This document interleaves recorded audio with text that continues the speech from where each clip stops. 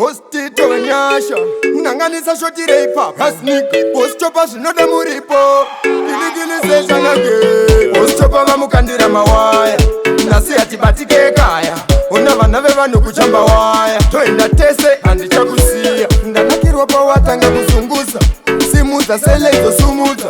Usiku wese tingatopupudza Kushika chongwera kukuru sheka Siwakadambuka mabauti sheka Chiona zvawaita krauti sheka Tambisa tambisa tambisa Nukutemba bebi unozvifarisa sheka Siwakadambuka mabauti sheka Chiona zvawaita krauti sheka Tambisa tambisa tambisa Nukutemba bebi unozvifarisa Ndingakusiya sei uchitamba kudaro Ndachema zvangu ini paitamba wanaro Kutamba kunge uneshave Tariro razara makwati nemavave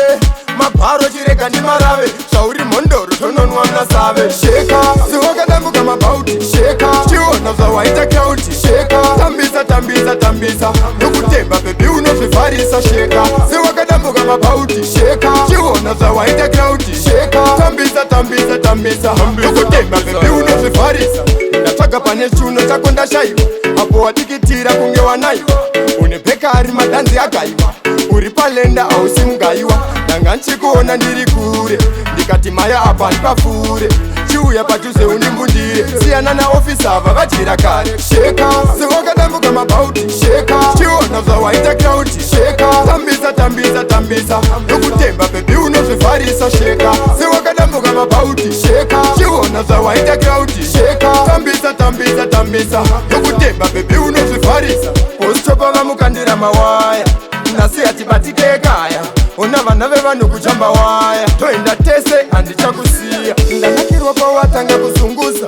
Simuza sele izosumuza Usiku wese tingatopupudza Kushika chongwera kukuru sheka Siwakadambuka mabauti sheka Chiona zvawaita krauti sheka Tambisa tambisa tambisa Nukutemba bebi unozvifarisa sheka Siwakadambuka mabauti sheka Chiona zvawaita krauti sheka Tambisa tambisa tambisa